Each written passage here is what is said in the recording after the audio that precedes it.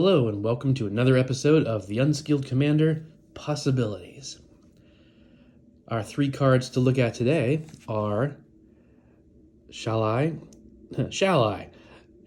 Voice of Plenty, Thassa, Deep Dwelling, and Astor, Bear of Blades.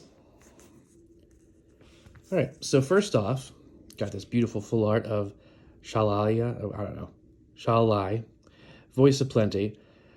It is a 3/4 angel that costs 4 mana, 1 white, and 3 others.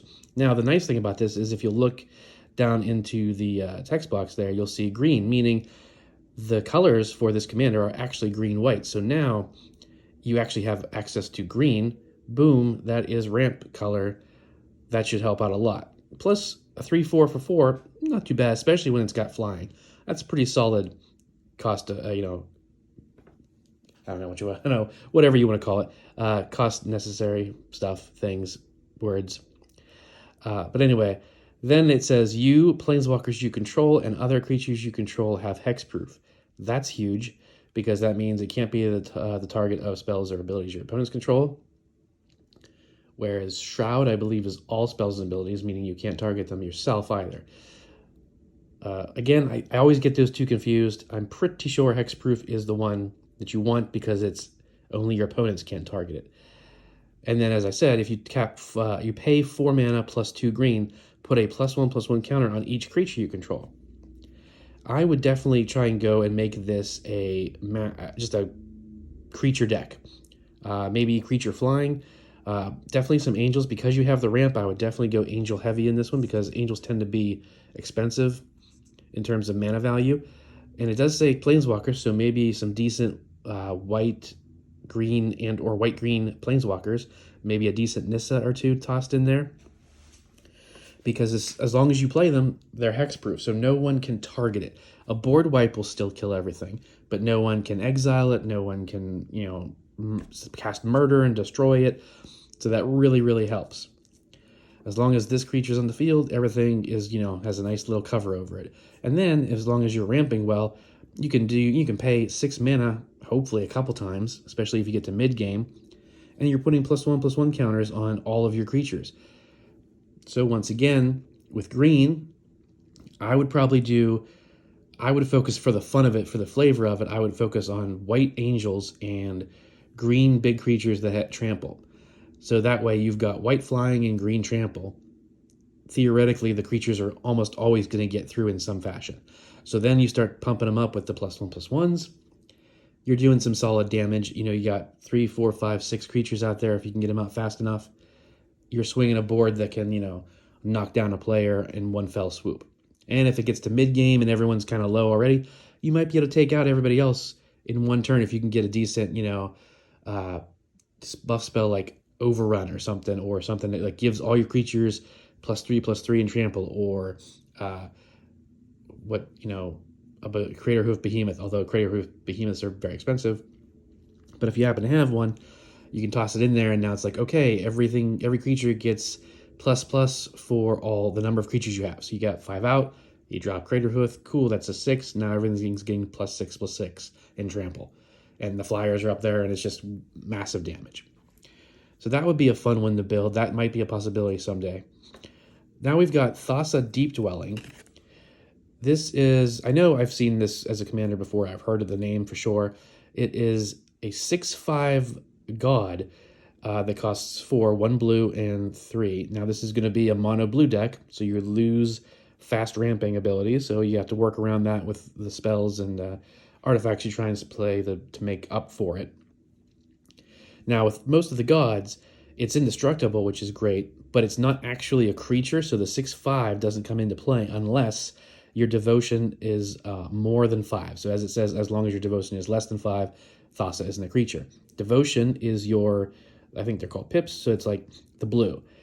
The number of those little blue symbols across your cards that are permanents on the field have to be 5 or more, otherwise it's not a 6/5. It's just a enchantment sitting on the battlefield.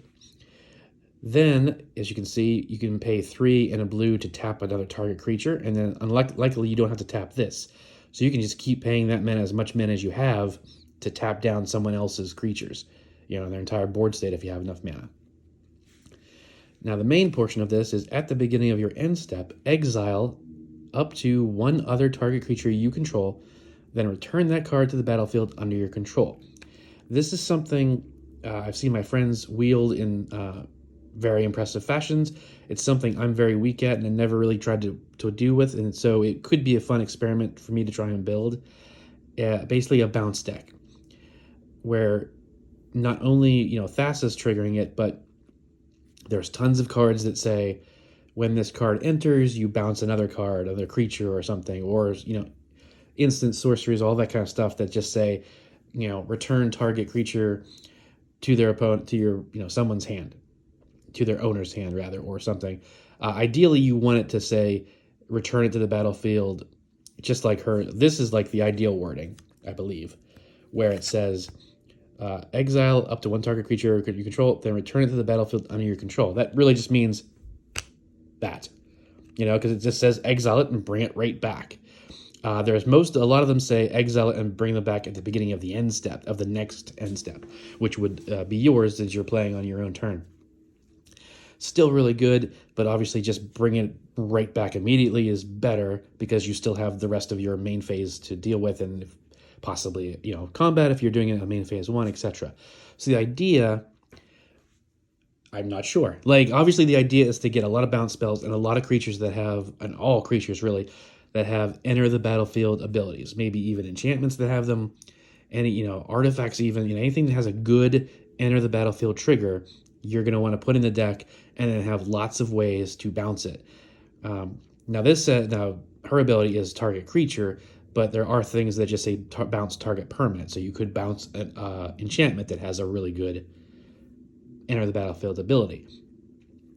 And so there's ways, I've seen my friends, there's ways to loop it, not infinitely, well, sometimes I think, but where you bounce a ton of stuff. It's like, okay, I bounce this, which causes this to bounce, and then this comes back in, and when this enters the battlefield, I bounce something else. And you do it so that you gain like 5 life all in one turn. You gain, or when a creature enters the battlefield, it deals damage to target opponent or all opponents. So you're bouncing your creatures a bunch and just pinging everybody, bam, bam, bam, bam. So it's a really fun build. I've just never got into it because it's a tricky build from my point of view. Maybe it's not really, but so I definitely think these first two could theoretically be commander decks for me in the future. I got a billion of them now. I've got some that I'm building. I don't need to build more, but there's something to keep track of. Now we've got the final one here, Astor, Bearer of Blades. It is a 4/4 that costs 4, so not bad right there. 1 white, 1 red, and 2 others. It says, when Astor, Bearer of Blades, enters the battlefield, look at the top 7 cards of your library. You may reveal an equipment or vehicle card from among them, put it into your hand, put the rest on the bottom in any order of your library. And then I think, for me, honestly, the key parts are right here. Equipments you control have equip 1, and vehicles you control have crew 1.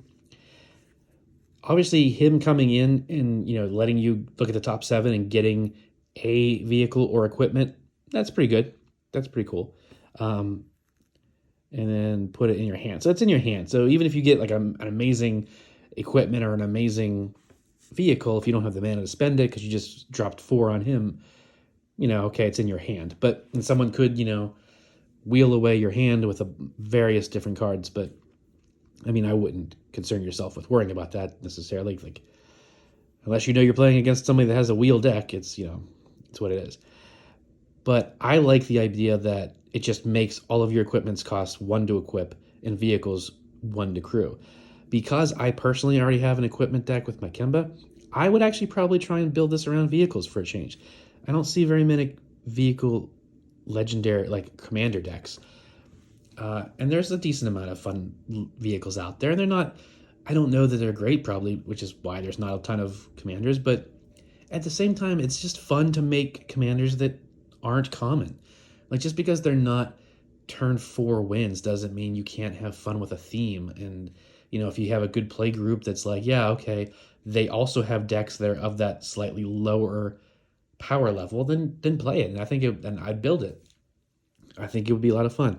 And that's what I would probably do with this. I would probably put a bunch of really fun vehicles and then a lot of, fast creatures. You don't need your creatures to have haste to tap them to in order to crew a vehicle, but having a bunch of like, because it's red, so a ton of little red goblins and whatnots that have haste certainly wouldn't be a bad idea.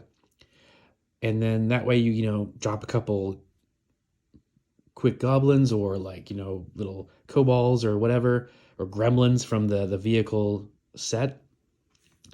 Couple vehicles, ideally some vehicles with haste, and then you crew them. Boom, you're doing it. And the vehicles, when they get crewed, have some decent effects, and go from there. That's kind of how I would build it. I would definitely build it.